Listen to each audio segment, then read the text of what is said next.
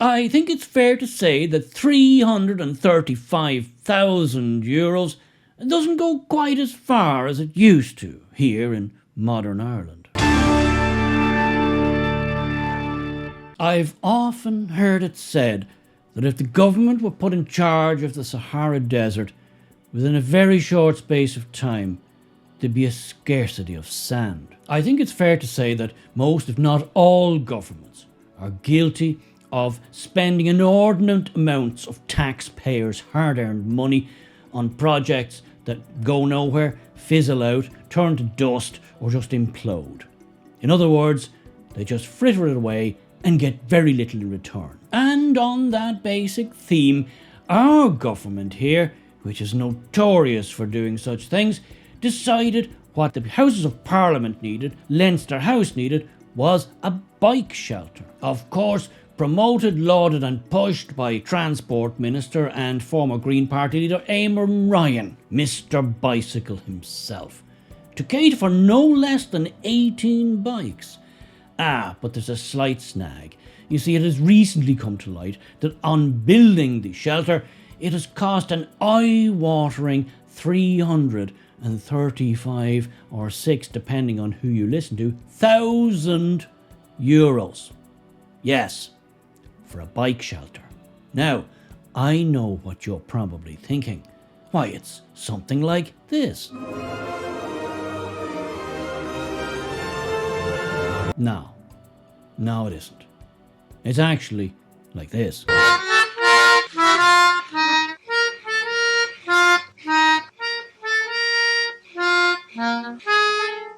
€335 or €6,000. I think we can all agree that even in these times of inflation and whatnot, €336,000 doesn't go as far as it used to. Well, as you can probably imagine, once this all came out in the open, there was quite a kerfuffle. A lot of soul searching, a lot of people running for cover. The public, quite rightly, were demanding answers. Who is responsible? How could this happen? Who signed off on the contract? Well, Eamon Ryan, Mr. Bicycle himself, quickly distanced himself from the whole project, saying it was nothing to do with him and he was as outraged as everybody else. Our dear leader, Simon the T-Boy Harris, got out of Dodge as quickly as he could, went to Ukraine to give away €36 million of taxpayers' money to Volodymyr Zelensky, which, by my rough reckoning, should keep him in cocaine for at least 3.5 weeks. Donor of military equipment to Ukraine, and we said that we would match or exceed that amount. No, it quickly became apparent that all of this squanderment and seeming largesse fell under the remit of the OPW, the Office of Public Works, and its man at the helm, Minister of State, Kieran O'Donnell. Once I heard that, I immediately thought, Kieran O'Donnell, where have I heard that name before? Yes, a good friend to the channel. Who can forget his stellar performance in Dáil Éireann? While sat next to Taoiseach of the day, Leo Varadkar, Kieran here had one job and one job only. His task was to just say at the appropriate time, we oppose the motion. Let's see how he got on. The motion is that the bill be now read a second time. Is that agreed? Agreed. Agreed that the bill be read a second time. All right, thank you very much. Bill is read a second time. We move now to leaders' questions. Well, no, you didn't impose it. Well, no, you didn't. Opposing the bill. No, you can't come in afterwards. The order, we move now to leaders' questions. Sorry, point of order. No, there's no point of order. No, we're opposing the bill. Point of order. You didn't oppose it. Sorry, my apologies. We're opposing the bill. So I'd ask the indulgence. No, sorry, please. This is semantics. We're opposing the bill. Please, Cathaoirleach, in the interest. I called. The bill Cathaoirleach, I didn't. My apologies. And it's called, we'll say, a rookie error. My apologies. No, I'd ask you to be some bit flexible, just on this occasion, Cathaoirleach, please. Well, no, I mean, there's well-established practice. You call for My apologies. a decision. The decision was made, and I'm not prepared to have it unmade. Is there, well then Cathaoirleach, there's another format I can bring. We're opposing the bill. We've said it on both the Minister and myself. Well, it seems so impressed were his parliamentary colleagues and indeed the government ministers with this tour de force parliamentary performance that he was immediately promoted to be head of the Office of Public Works. Why, it's only a matter of simple logic. An utterly dysfunctional department needs an utterly dysfunctional minister at the helm.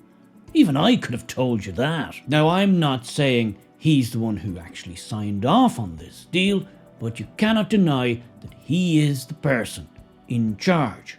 He is the person where the buck stops. And in a desperate attempt, seemingly to try and mitigate the fallout from this debacle, he has announced that there will be a review and an inquiry into the whole matter, which, if you know anything about Ireland and how Ireland works, will probably cost even more than the bike shelter itself. And on its eventual conclusion, the review, the inquiry, will probably come out and say it's actually no one's fault at all. It was just a series of unfortunate misunderstandings. And lessons have been learned. How do I know this? Because that's how every inquiry seems to end up here in Ireland. And rinse and repeat. Of course, the Twitter sphere erupted in intense and agitated discourse. It seems the complete squanderment of public funds never goes down well with the public who has to pay for this squanderment. Elaine Mullally tweeted out, "You don't need a financial qualification to work out that the taxpayers are being screwed with this bicycle shed. €335,000 outside the door." Adam Devine says, "I'm glad to have finally seen a photo of this bike shelter. The OPW have lost the plot on this. This is essentially a bus shelter with some bike racks underneath it, and I doubt it costs councils 300 grand to put bus shelters or bike racks in Dublin. Kay O'Donnell, what's going on?" NWL says, "Junior Fine Gael Minister responsible for Public Works, Ciarán O'Donnell, quote, orders an immediate full review of the 335k bike shelter, which was built literally under his watch. That he didn't know about the cost before Ken Fox did his stuff suggests a review is needed for O'Donnell." And in response to NWL, Axelrod chimes in thus, "Anyone who has observed O'Donnell over the years will be aware that the guy is a total spastic." A total spastic? Well now, I'm not sure if I could quite go that far, Axelrod's an idiot, certainly, a moron, quite possibly, but a total spastic. Whilst I'd be the first to admit it is at least plausible, I'd have to say that not knowing the man personally, I couldn't say with any degree of certainty that he is indeed a total spastic. But what I can say with absolute certainty is that he is a member of Parliament, that he is a member of the government, and that he does sit in cabinet. He is in one of the most powerful positions in Irish society today. Spastic or no? But pardon me for interrupting. Do please go on, Axelrods. There is only one question that needs answering. Who signed off on the tender for the cost of 335k? Find that person and sack them. Simple. And so say all of us. I think you can get the general tone of the populace there. There's many, many more tweets and comments like that. But I think what is clear from all this, if it wasn't clear before, is that the Irish government's ability to spend and squander money like a drunken sailor is unparalleled. It's legendary. Where will it all end? Well, I think we all know the answer to that. It will just disappear into the mist. It will disappear off the front pages, off the newspapers, off the TV and the radio, and fade from public consciousness. But I leave you with something at least a little bit more upbeat. As you will no doubt know, I love a good troll as much as the next man.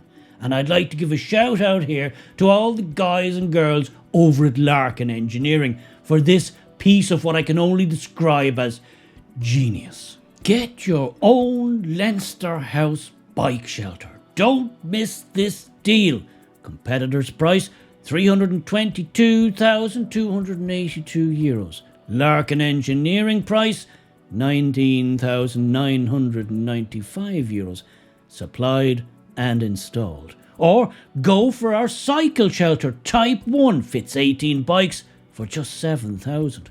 Give your bikes a best home without breaking the bank. Well, that's my next bike shelter sorted.